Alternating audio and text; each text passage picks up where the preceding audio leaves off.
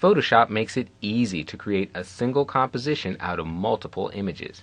Here's how. When you record a high contrast scene, your camera may not be able to record pleasing highlights and shadows in the same exposure. When that happens, Photoshop can help. Let's open our Chapter 13 folder, and we're going to select two files, Grass01 and Grass02. Hold the Shift key to select multiple files.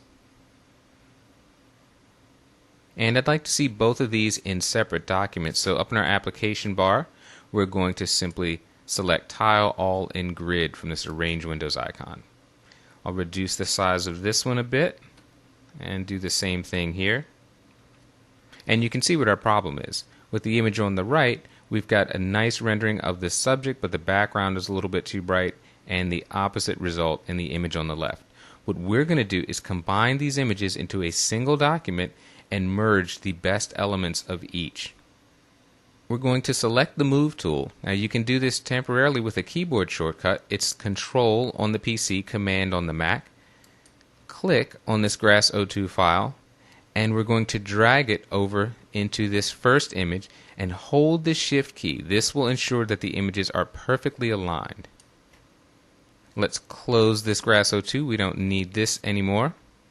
And because I held down the Shift key, if I toggle this top layer off and on, you can see that the images are perfectly aligned.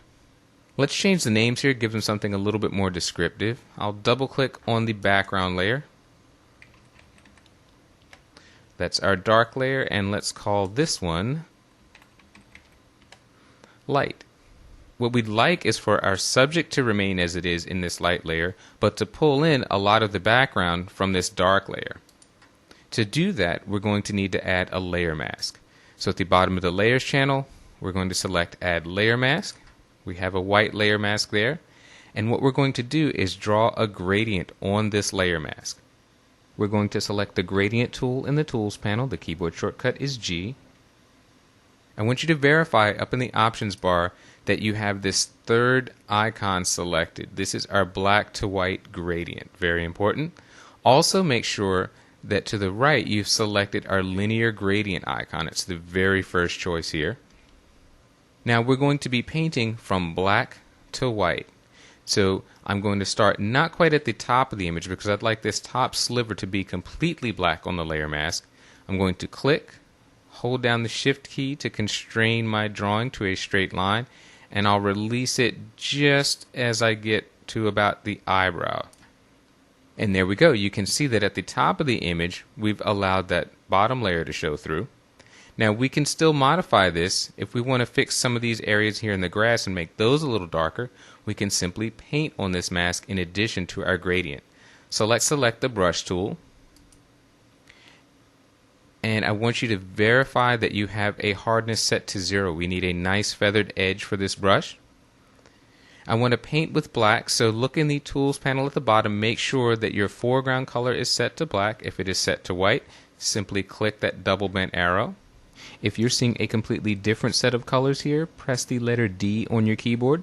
That'll take you back to your black and white default chips. And we're going to paint not at 100% opacity because remember the gradient starts at full strength and ends at 0. So we want to find a reasonably good match somewhere in this area. We'll choose, let's see, we'll click on opacity and try 45%. And now let's just paint.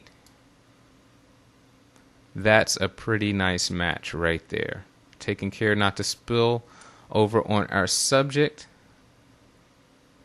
We're getting a nice subtle result that is realistic and believable. And there we go. We've combined the best elements of both of these layers. If I turn off this dark layer, you can see exactly what we've done. That's the amount of the light layer that's being hidden by the mask, allowing the dark layer below to show through.